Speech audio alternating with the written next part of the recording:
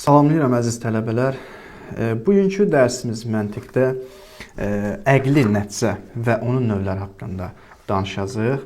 Əslində indiyənə qədər keçdiyimiz dərslər hökmlərin növləri ki, qeyd etdik, münasib hökmlər arasında münasibətləri qeyd etdik. Bunlar hamısı əqli nəticəyə müqəddimə idi. Artıq biz əqli nəticə necə əldə edə bilərik? Bunlar müqəddimələri biz bilməli idik ki, əqli nəticənin formalarında, yəni düzgün bu belə deyək, müqəddimələrə uyğun əqli nəticələri əldə edə bilək, hökmlərin növlərinə uyğun, onlara uyğun əqli nəticələr əldə edək. Bunlar hamısı müqəddimə idi. Əsas dərsimiz hal-hazırda əqli nəticə, yəni məqsədimiz bu idi hökmlərdən. Buna giriş olacaq və əqli nəticənin formalarını qeyd edəcəyik. Sillogizm nə deyəcək, sillogizm nədir? Bu barədə danışacağıq. Düşünürəm bu şirin bir dərsdir bu dərs. Əvvəlki dərslər bəlkə də indi şirin olmasa da bir çətinlik də olsa, amma hamısı sırf bu əqli nəticə bəhsinə görə idi. Əqli nəticə ümumiyyətlə biz hər zaman gecə, gündüz əqli nəticə və onların növü ilə rastlaşırıq və təbii ki, əqli nəticədən özümüz də istər-istəməz istifadə edirik. Yəni biz onun adlarını bilməsək də hansı hökmlər vasitəsilə əqli nəticələr əldə etdik, bizim zehnimiz zaten o prosesi gedir. Yəni zaten zehnimizdə o proses gedir. Müxtəlif əqli nəticələr əldə edirik. Amma dediyim kimi adlarına, qaydalarına heç diqqət yetirmirik. Sadəcə o zehnimiz elə o formada özü işləyir. Məsələn, tutaq ki, bir misal deyək. Şəhərin uzaq bir nöqtəsində tutaq ki, bir tüstü görürük biz. Bir tüstü görəndə artıq biz əqli bir nəticə əldə edirik. Nəticə gəlirik ki, əqllə ki, şəhərdə məsələn nəsə yanır. Yanğının olduğunu məsələn bilirik və yaxud da həyəcan siqnalını eşitdikdə başa düşürük ki, şəhərdə məsələn həyəcan siqnalı eşidirik. Artıq bizim zehnimiz əqli olaraq buna gəlib çatır ki, düşmən məsələn hücum eləyir. Bunlar hamısı bax keçəcəyimiz indi əqli nəticələr vasitəsilə baş verir ki, biz heç buna qaydalarına, adlarına diqqət etmədən sadə olaraq biz onu zehnimizdə nəticə olaraq gəlib çatırıq. Və yaxud da məsələn başqa misal deyim, bir şəxsin çalışqan, zəhmətkeş olduğunu biz deyirik. Onun çalışqan və zəhmətkeş olduğunu sübut etmək üçün dəlil olaraq nəyə gətiririk?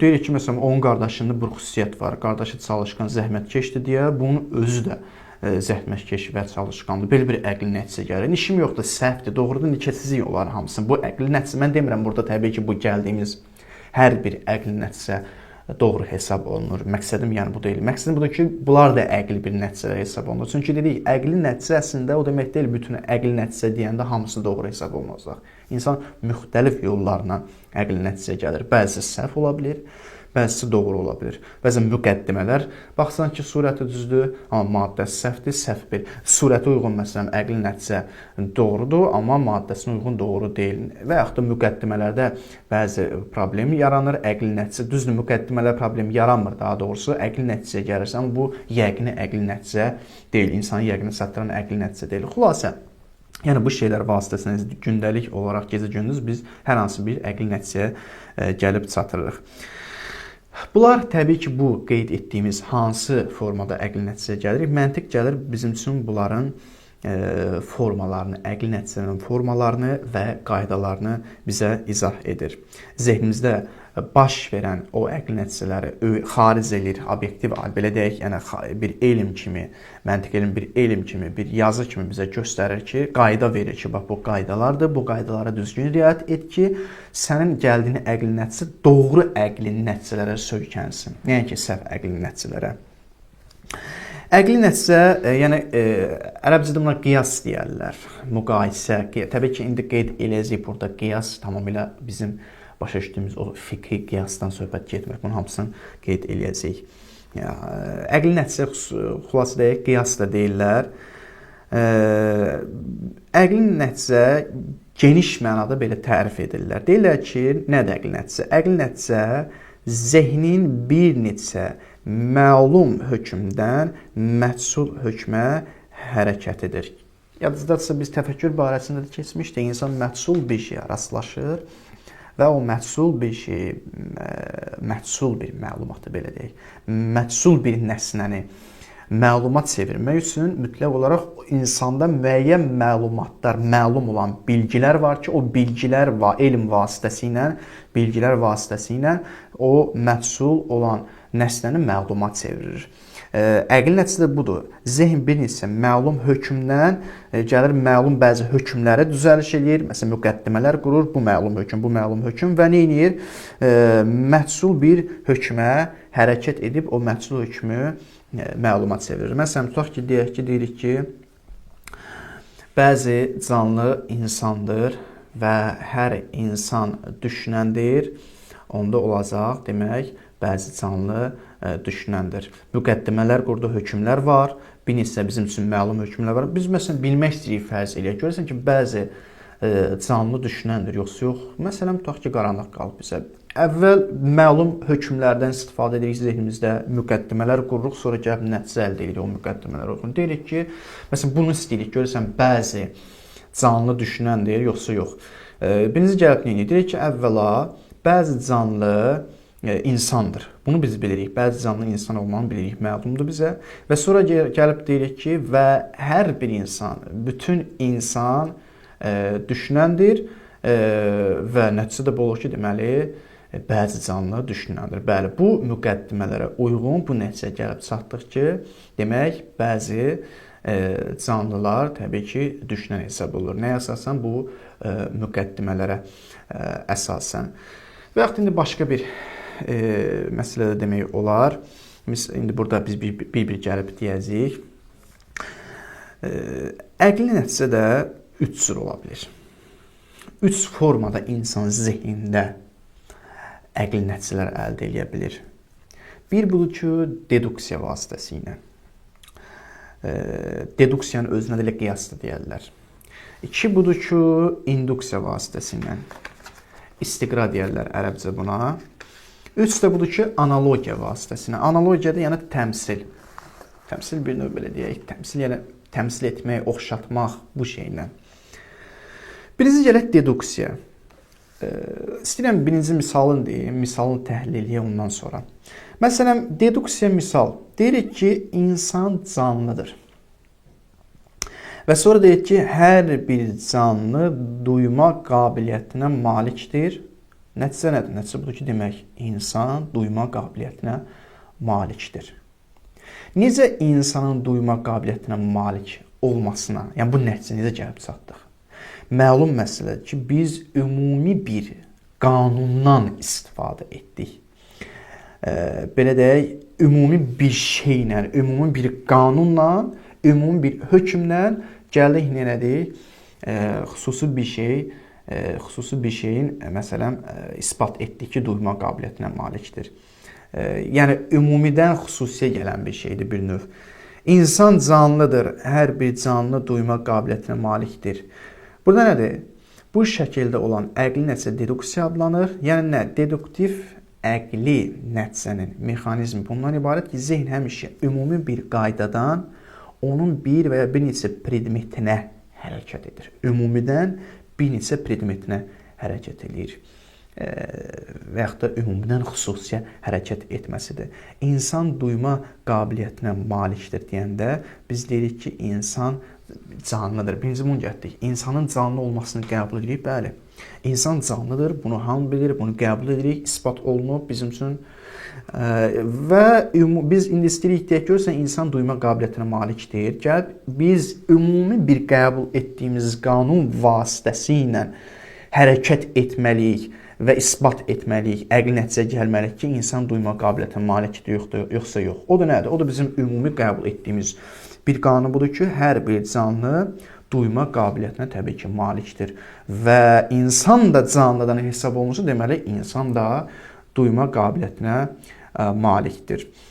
Ona görə bu nədir? Zehn həmişə ümumi bir qaydadan onun bir və ya bir neçə predmetinə hərəkət edir. Bu, yəni ümumidən bir neçə predmetə, bir və yaxud bir neçə predmetə hərəkət etməkdir. Və yaxud belə də ümumidən xüsusiyə məsələn tərəf yönəlməkdir. Canlı çünki ümumidir və canlının da duyma qabiliyyətinə malik olmasını qəbul edirik. Bilirik ki, yəni bu ümumi bir hökmdür və bununla biz hər bir canlı duyma qabiliyyətinə malikdir. Bu ümumi qayda ilə gəlib o canlının bir hissəsi olan insanın duyma qabiliyyətinə malik olmasına yönəlirik və bilirik ki, xarici aləmdə olan insan predmetləri demək duyma qabiliyyətinə malikdir. Bunu biz gəlib isbat edirik. Bu deduksiya. İkincisi isə induksiyadır. Induksiya artıq ümumidən xüsusiyə, ümumidən bir və yaxud da bir neçə predmetə hərəkət deyil. Burada nədir? İnduktiv əqli nəticənin mexanizmi həmişə xüsusidən ümumiyə doğru addım atır. Bizim ümumi bir qaydamız yoxdur. Biz ümumi bir qaydadan istifadə edib xüsusilərə, nə bilim, bir və yaxud bir neçə predmetlərə yönəlmirik. Bəs biz nə yönəlirik? Biz predmetlərə baxaraq ümumi qayda çıxardırıq. Artıq predmetlərə baxaraq ümumi qayda çıxardırıq. Əlbəttə, induksiyada formalar var, deyəcəyik. Məsələn, insan duyma qabiliyyətinə malikdir. Bu bir xüsusi bir şeyə yönəldim insana. Sonra ikinci, şir duyma qabiliyyətinə malikdir. Bu iki. Sonra deyirik, pələng duyma qabiliyyətinə malikdir. Bu üç və s. Nə qədər desən demək olar. Və biz bunların vasitəsindən ümumi bir nəticə əldə edirik. Deyirik ki, deməli, nəticə budur ki, bütün canlılar duyma qabiliyyətinə malikdir. Yəni, biz bir xüsusi olaraq canlıları təcrübədən keçdik, canlılara baxdıq, gördük, onlar duyma qabiliyyətinə malikdir və onların ərəsinə baxırıb, xüsusidən bu xüsusilərdən ümumi bir nəticə gəlir ki, demək nədir? Canlılar hamısı ümumi bir qayda çıxardır. Bu da bu olur ki, yəni canlılar hamısı duyma qabiliyyətinə malikdir. Təbii ki, bu induksiyadır. Induksiyada iki formada ola bilər. Tam, burada da qeyd olunur, tam və natamam olaraq iki yerə bölünür. Bunlar barədə geniş bəhs gələcək dərsdə deyəcəyik. Tam və natamam nədir? Mən inşallah gələcək dərsdə də çalışacağım o 5 fən bəhsində qeyd edəcəm. Bəzi imkan olsa qərb alimlərinin fikirləri ki, ümumiyyətlə insan əqli nəticəyə deduksiya ilə çata bilər, yoxsa induksiya ki, qərb alimlərinin fikri budur ki, artıq deduksiya deyilən bir əqli nəticə mümkün deyil. İnsan induksiya vasitəsinə gəlib çatır. Muhammed Baqir Sədrin fikirlərini inşallah çalışacağım, orada deyəcəm. Onlar əsasən Allah tərəfə yönəlirlər ki, məsələn, biz İslam gəlir Allahı isbat edəndə, onu deduksiya vasitəsilə biz isbat edirik, ümumi qayda ilə, məsələn, səbəb nəticə ilə. Artıq qeyd edilir ki, o qayda yoxdur. Ümumiyyətlə, insanda əsasən zehni proses induksiya vasitəsilə olur, xüsusilərdən ümumiyə. Sanki onlar Allahı isbat etməyə, aradan aparmaq üçün bu şeyə gəlib çatırlar. Amma təbii ki, Muhammed Baqir Sədr bir yol qoyub, deyib, xeyr, necə ki, siz bəzi elmlərdə, elmi kəşflərdə induksiya vasitəsilə elmi kəşflər əldə edirsiniz. Təcrübə ilə gəlib bir şeyi kəşf edirsiniz. Bunlar hamısı induksiya ilə baş verir. Təcrübə ilə də, təcrübə yollarla da induksiya vasitəsilə, induktiv əqli nəticə ilə də Allahı isbat etmək olar. Əgər siz induktiv vasitə ilə Allahın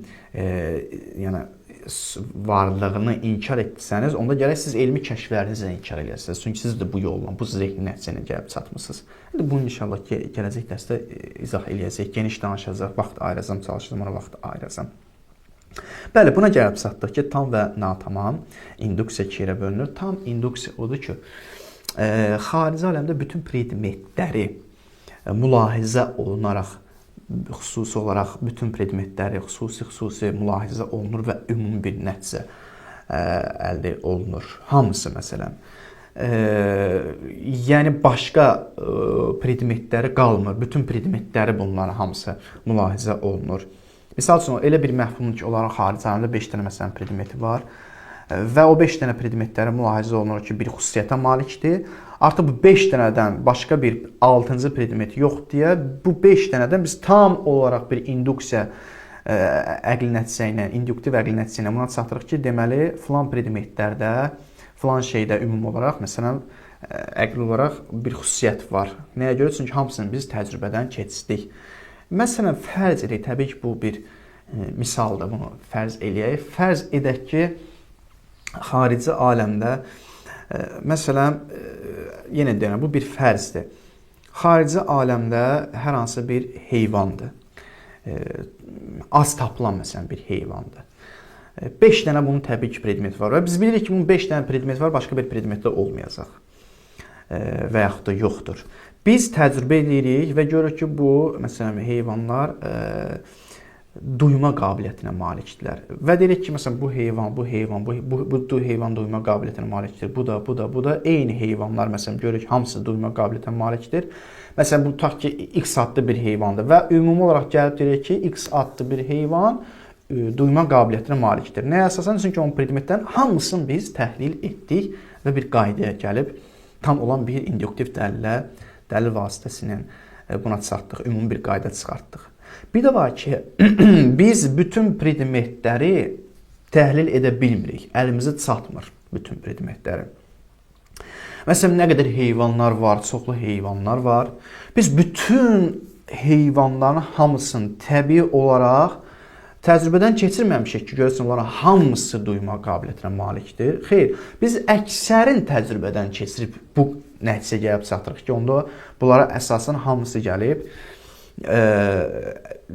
yəni induksiya vasitəsilə buna çatırıq ki, əksərin təcrübə eləməklə hamısına ümumi bir nəticənin əldə olunur ki, onların hamısı deməli, məsələn, duyma qabiliyyətinə malikdir. Məsələn, dəmir filan dərəcədə məsələn əriyir. Bütün dəmirləri bəyən biz təcrübədən keçirmişik ki, bu ümumi qaydaya gəlib bunu deyirik. Xeyr, bütün dəmirlər təcrübədən keçirməmişik ki, əksərin keçirmişik, gəlib biz bunu deyirik. Dəmir məsələn əriyir filan dərəcədə. Bunun əksərini biz gəlib keçirmişik və o əksərinə görə ümumi bir qayda əldə edirik. Buna deyirlər natamam induktiv dəlil, yəni natamam induksiya deyirlər buna. Çünki hamısı keçirmir. İndi əlbəttə gələcəkdə qeyd edəcək ki, Aristotelə görə biz daha çox onun üçün məsələn keçərli olan deduksiyadır. Ümumiyyətlə induksiya, natamam induksiya insanı yəqinə çatdırmır, heç də bu yəqinə çatdıra bilməyəcək. İnsanı yəqinə çatdıran əqlin nəticə deduksiyadır. Muhammed Baqir Sədr isə ikinci bir fikri irəli qoyur ki, xeyr, insanı yəqinə çatdıran, insanı deduksiya yəqinə çatdıra bilər, amma induksiyada, natamam induksiya belə insanı yəqinə çatdıra bilər. Onların arasında münaqişə olub, onların inşallah münaqişəsinin arasında olan müzakirə edən yəni bir-birinə Muhammed Baqir irad tutub, Aristotelə ona əks fikir deyib, onu inşallah gələcək dərsdə biz qeyd edəcəyik. Mən hələ ki, ümumi olaraq tanış oluruq bu əqli nəticələrlə.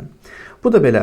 Sonra növbəti isə analogiya. Analogiyada təmsil deyərlər. Analogiya nədir? Məsələn, deyirik ki, Həsən çalışqan tələbədir.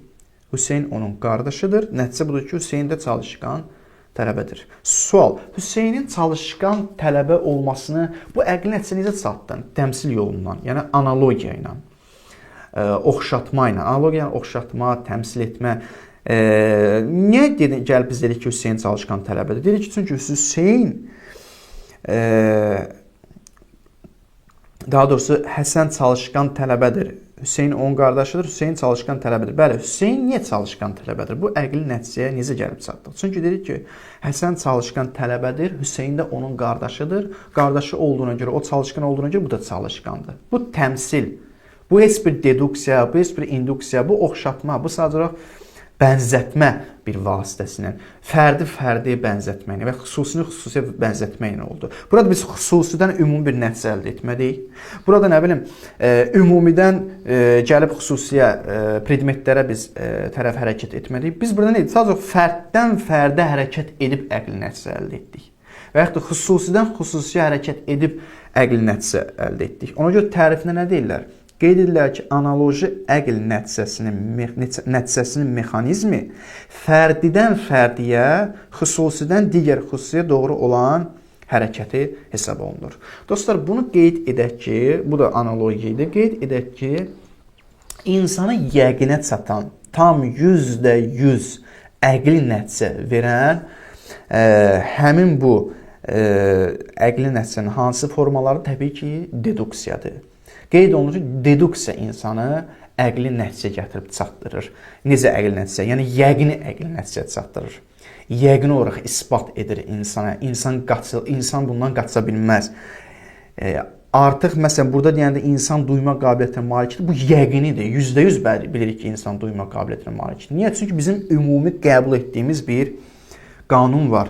O nədir? Hər bir canlı duyma qabiliyyətinə malikdir. Əlbəttə, indi yenə də mən çox girirəm, daha geniş gələcək dərsdə qeyd edəcək, düzdür, yenə çox bu şeyə girirəm. Bəziləri deyirlər ki, xeyr, əslində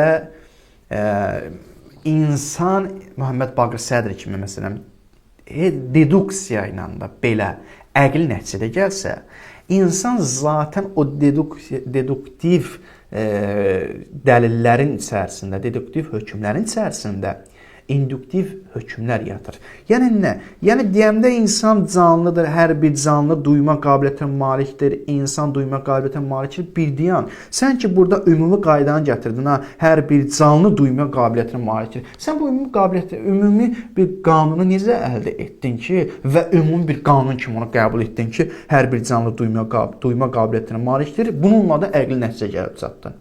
Sən elə mənə isbat et görüm, hər bir canlı duyma qabiliyyətinə malikdir. Bəli, ümumi qanundur, onunla bir əqli nəticə əldə edirsən. Ümumi hökmdür. Bu ümumi hökm necə əldə etdin?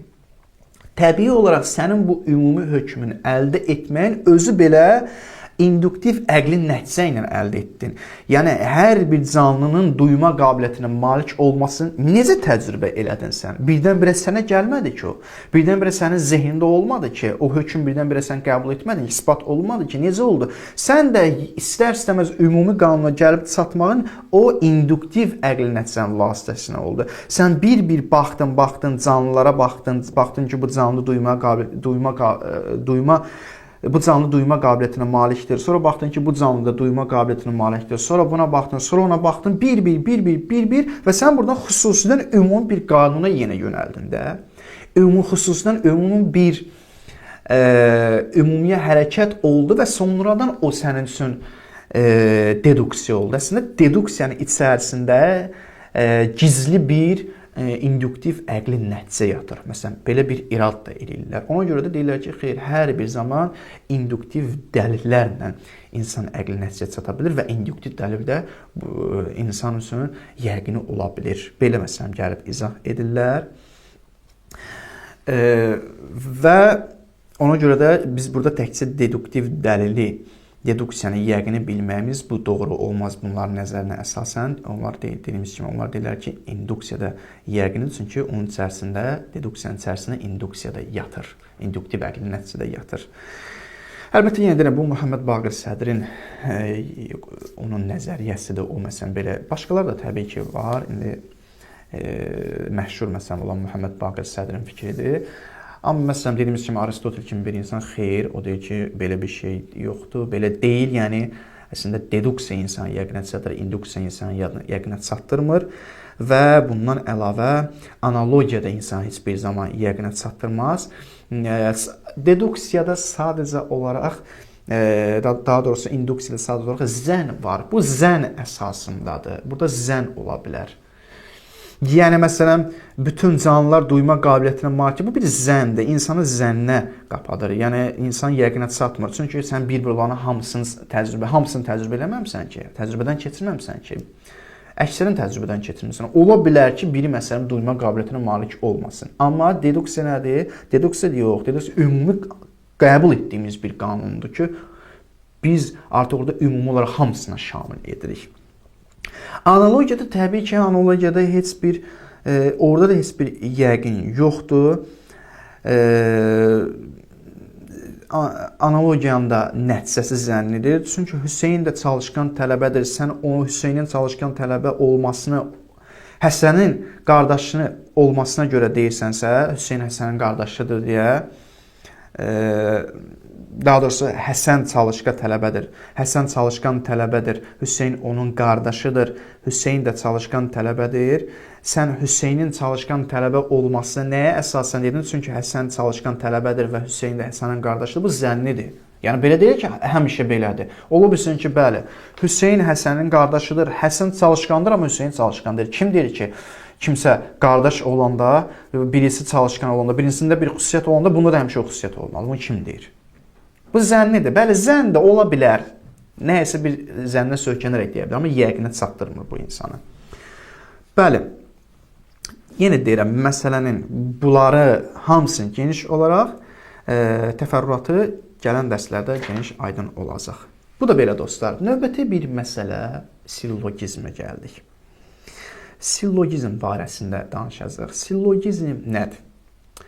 Sillogizm, indi burada müxtəlif fikir ayrılığı var, onu qeyd edəcəyik. Qərb alimlərinin, İslam fəlsəfəçilərinin, İslam məntiqçilərin, alimlərin fərqli fikirləri var, bunu qeyd edəcəyik. Sillogizm, yəni müqəddimələr. Müqəddimələrə sillogizm deyərlər. Bir növ belə qiyasdır deyək, bir-birinə müqayisə edirsən, əqli nəticə əldə edirsən. Məsələn, burada nə dedik biz? Dedik ki, insan canlıdır, hər bir canlı duyma qabiliyyətinə malikdir. İnsan canlıdır, bir müqəddimə, hər bir canlı duyma qabiliyyətinə malikdir. İki müqəddimə, bu iki dənə müqəddimə sillogizm adlanır. Yəni, bunları bir-birinə müqayisə edirsən, qiyas edirsən və əqli nəticə əldə edirsən. Bu iki dənə həmin müqəddimələr deyərlər sillogizm.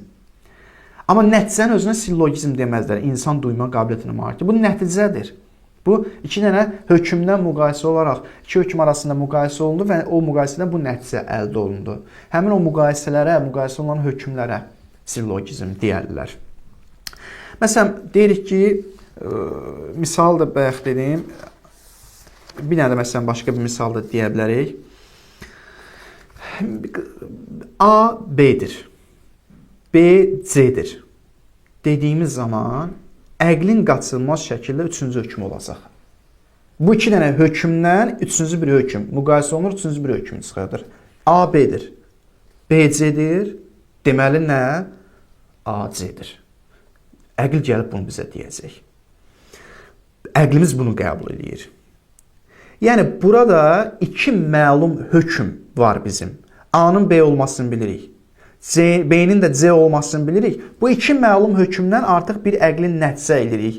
Məhsul olan bir hökmü məluma çeviririk. Hansı deməli A-nın C olmasını bilmirik. Artıq bu iki hökmlər vasitəsilə A-nın C olmasını bildik və dedik A, C-dir. Burada iki məlum hökmdən qaçılmaz şəkildə üçüncü hökmə çatırıq.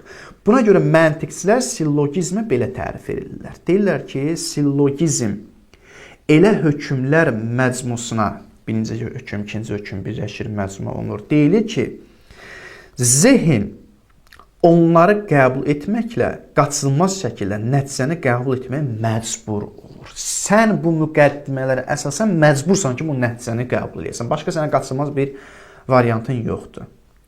Başqa bir hətta maddəsi səhv olsa da, ki, gələcək dərsdə 5 fəndə deyəcəyik, maddəsi səhv olsa belə bu surətə uyğun bu nəticə qaçılmazdır. Bu nəticəni qəbul etməlisən, məcbursan. Bəzən sofistikada məsələn belə olur da, onlar məsələn məntiqin surətindən istifadə edirlər ki, sən məcbur bu hökmlərə əsasən o nəticəni qəbul edirsən. Halbuki sən baxsan ki, axı nəticə doğru deyil. Əqlim bunu qəbul edə bilmir. Məsələn, onlar da nə deyir? Deyirlər ki, xeyr, nəticə müqəddimələrə bax, müqəddimələrə surətlər düzdürsə, nəticə də sən mütləq olaraq bunu qəbul etməlisən. Amma biz başa salmalıyıq onlara və onlarla mübarizəmiz bu olmalı ki, maddəsini səhv gətirmişsiniz. Siz nə? Bəli, surət düzdür, forma düzdür, amma maddəsində problem yaratmışsınız deyə. Mən məcbur deyiləm, bu nəticəni düzdür, məcbur qəbul edəcəm, amma bu surətlərə uyğun. Maddədə problem yaratmışsan, maddəni də gərəksən, belə deyək, düzəldəsən. Bəli, təbii ki, bəzi Avropa məntiqçiləri, məsələn, Dobb kimi Avropa məntiqçiləri bu fikirdədirlər ki, onlar deyirlər ki, bu ümumi hamısına sillogizm, yəni müqəddimələr və nəticəyə də sillogizm deyərlər. Müqəddimələrin və nəticənin məcmusunu sillogizm adlandırıb. Məsələn, A, B-dir, B, C-dir, nəticə A, C-dir. Nəticəni çıxıb A-B-dir, B-C-dir, təkcə bunlara biz sillogizm demirik. Dobbun fikri budur. Avropa məntiqçilərinin, bəzi Avropa məntiqçilərinin fikri budur. Onlar deyirlər ki, xeyr, A-B-dir, B-C-dir, nəticə A-C-dir, hamısı bunların sillogizm gedir. Amma dedik, İslam alimləri, İslam məntiqçiləri xeyr qeyd edirlər ki, əslində iki müqəddimə əvvəldə yəqin olan o hökmlərin müqayisəsinə, yəni o ikisinə biz sillogizm deyə bilərik. Çünki onların vasitəsi, sillogizmlə yəni qiyas, onlarla müqayisə olunur, nəticə onlardan ayrıdır. Nəticə müqayisə olunur, nəticə o müqayisədən, iki hökmdən ortaya çıxır.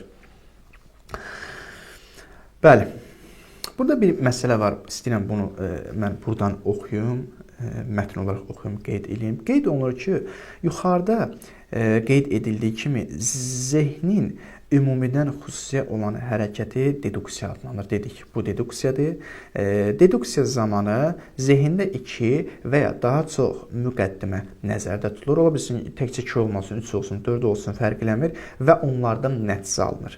Bu müqəddimələrin məcmusuna sillogizm deyilir. Beləliklə, sillogizm dedikdə zehindən xüsusi ardıcıllıqla yerləşən bir neçə hökmün məcmusu deyilir. Deməli, zehindəki o ki, orada biz deduksiya qururuq və ümumidən xüsusi gəlib nəticə alırıq, o həmin hərəkətə deyərlər sillogizm. Bu müqəddimənin məcmusuna sillogizm deyilir. Beləliklə, sillogizm dedikdə zehnin xüsusi ardıcılıq. Təbii ki, xüsusi ardıcılıqlarda surətlərdə qeyd ediləcək dərsdə hansı surətlər qurulmalıdır. Əlbəttə, müəyyən qədər qeyd etdik, məsələn, ümumi iqrarı, xüsusi inkarı, bunları riayət edildikdən sonra zehində xüsusi ardıcılıqla yerləşən bir neçə hökmün məcmusu, buna deyərlər sillogizm.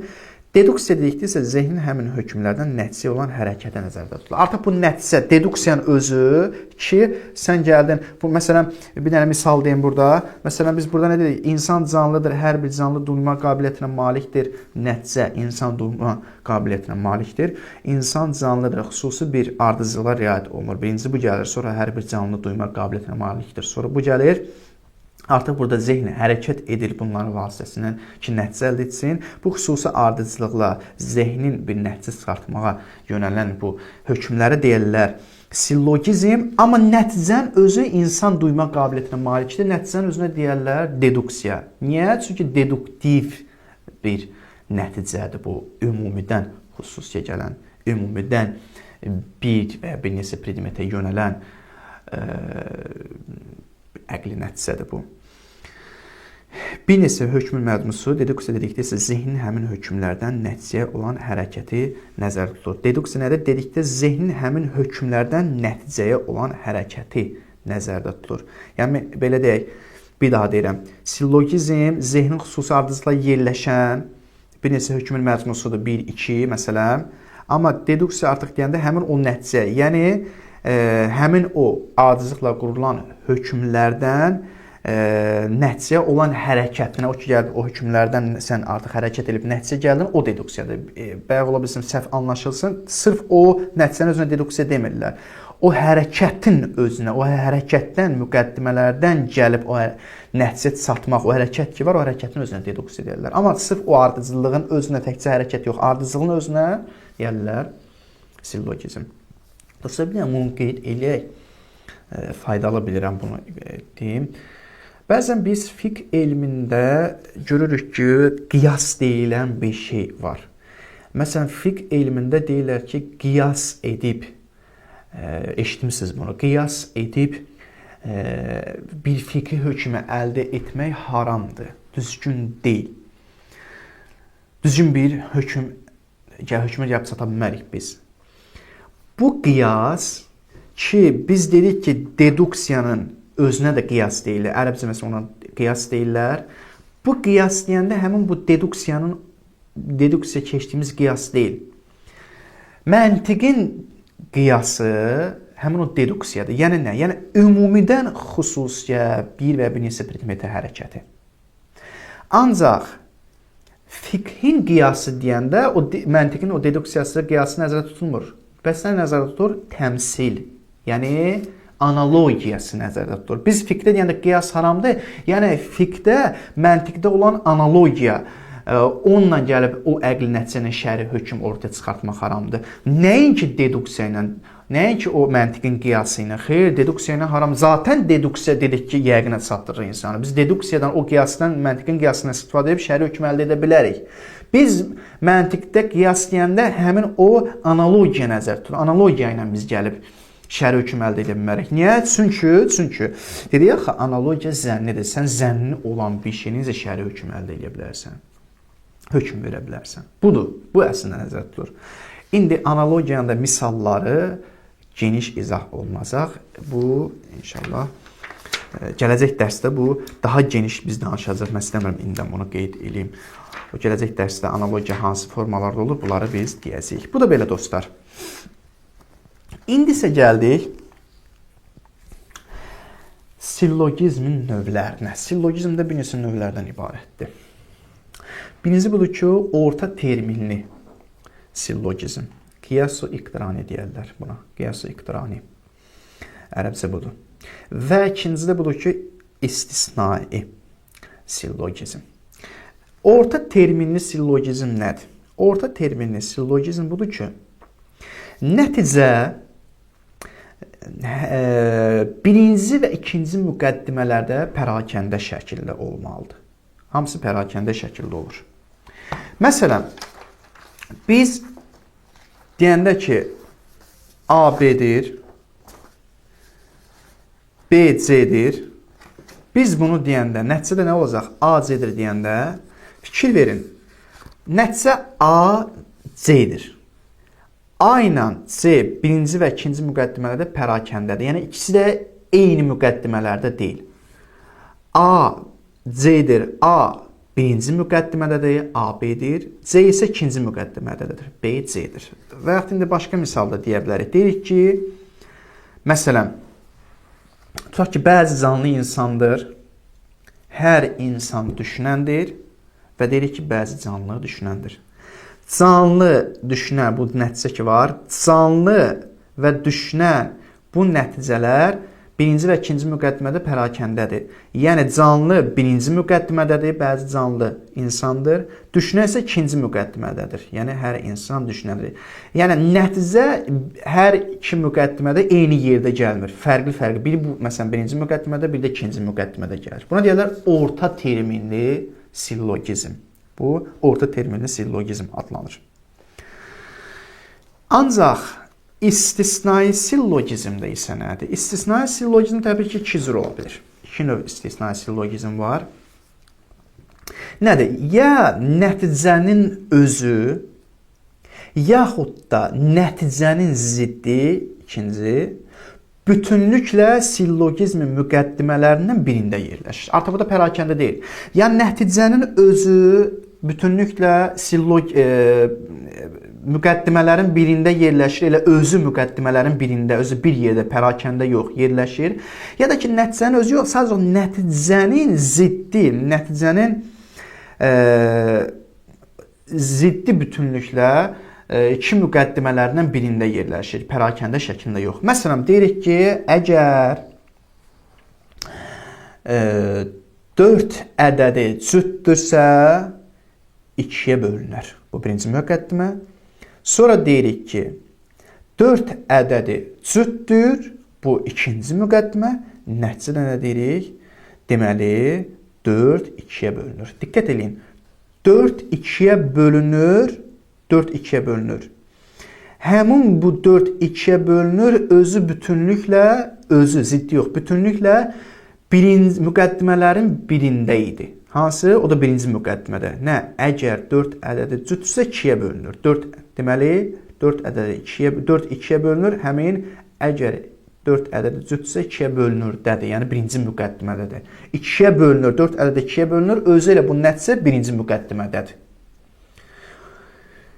Və yaxud, indi nəticənin ziddi müqəddimələrin birində olarsa, məsələn, əgər Həsən məsumdursa günah etməz. Lakin Həsən günah edir, Həsən məsum deyil. Həsən məsum deyil, bu nəticənin indi ziddi müqəddimələrin birindədir. Hansı? Həsən məsumdursa, birinci müqəddimədə. Həsən məsumdursa günah etməz. Nəticə bu da Həsən məsum deyil, onun ziddi də birinci müqəddimələrindən birindədir. Bütünlüklə. Hansı? Məsələn, birinci müqəddimədə Həsən məsumdursa, yəni Həsən məsumdur. Həsən məsum deyil, Həsən məsumdur. Deməli, ziddi də burada gəlir.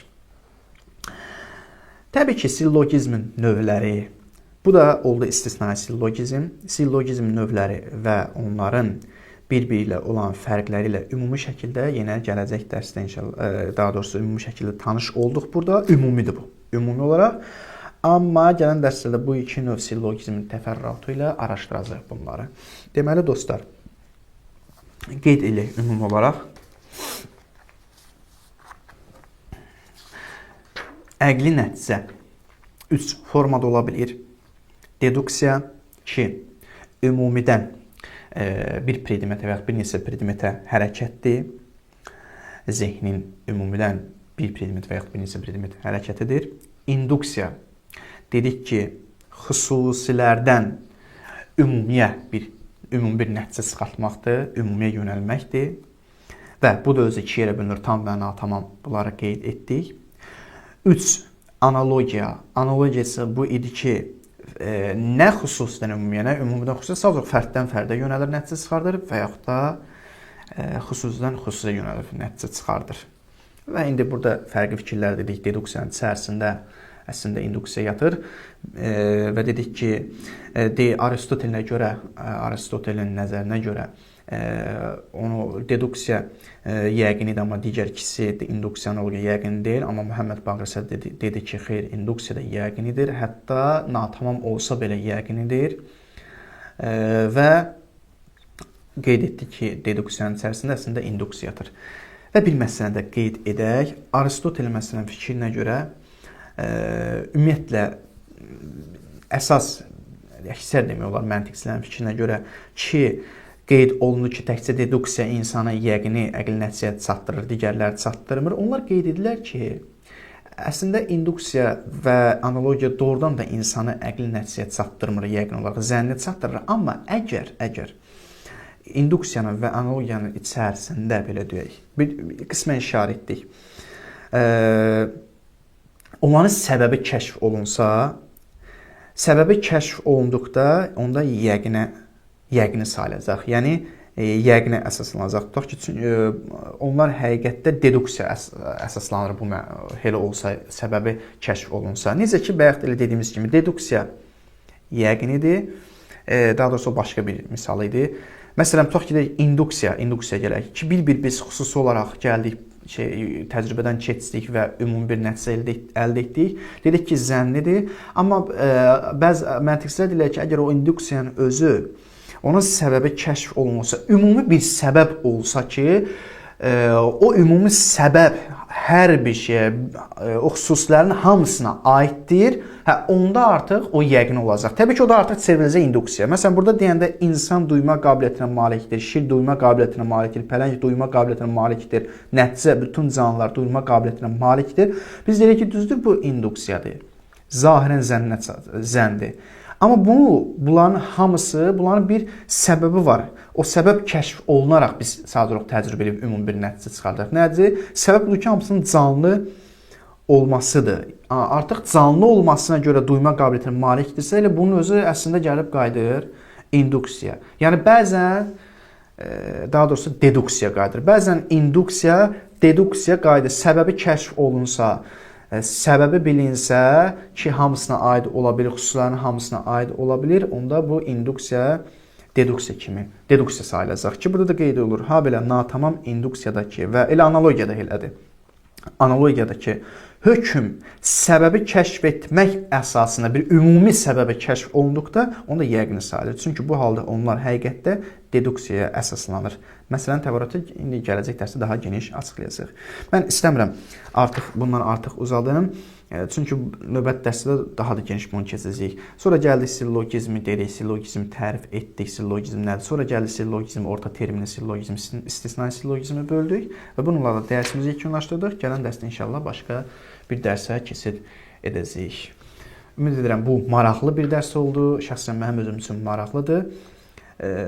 Və çünki adam görür ki, əvvəl keçdiyimiz bütün o dərslər, müqəddimələr çətin də olsa, əslində nəticə bunlardır. Biz bunlara görə öyrənmişdik və müqəddimələr çətin də olsa, amma onun bir hədəfi var. O hədəf də şirindir. İnsan o hədəfə görə çətinliklə mübarizə aparmağa can atar və can atıb o asanlığa çata bilər. Bu qədər dostlar. Sağ olun, salamat qalın. Elhamdülillah Rabbil alamin.